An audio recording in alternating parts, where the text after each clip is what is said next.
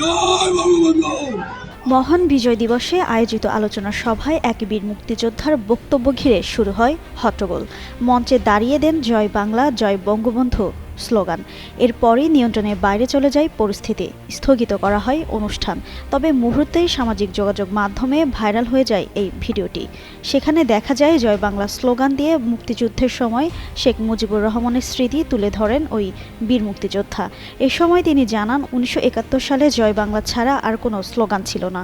এর আগে তিনি অন্তর্বর্তী সরকারের প্রধান উপদেষ্টার বিরুদ্ধে কথা বলেন। এদিকে তার বক্তব্যের পরপরই সভায় উপস্থিত এক পক্ষ তীব্র প্রতিক্রিয়া দেখান। মুহূর্তেই উত্তপ্ত হয়ে ওঠে সভাস্থল। এক পর্যায়ে মঞ্চে হট্টগোল ও বিশৃঙ্খলা শুরু হয়। জুলাই আন্দোলনে সমন্বয়ক খায়রুল ইসলাম সহ উপস্থিত ছাত্র জনতা প্রতিবাদ জানাতে মঞ্চে উঠে পড়েন। এ সময় জুলাই আন্দোলনে আহত আল মামুন মুজিববাদ ও ভারতীয় আগ্রাসনের বিরুদ্ধে বক্তব্য দেন। পাশাপাশি তিনি বীর মুক্তিযোদ্ধার বক্তব্যের বিচারের দাবি করেন।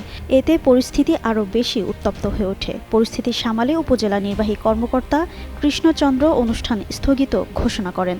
পরে মুক্তিযোদ্ধারা সভাস্থল ত্যাগ করলেও জুলাই আন্দোলনের যোদ্ধা ও আহতদের একটি অংশ বিচার দাবি করতে থাকেন।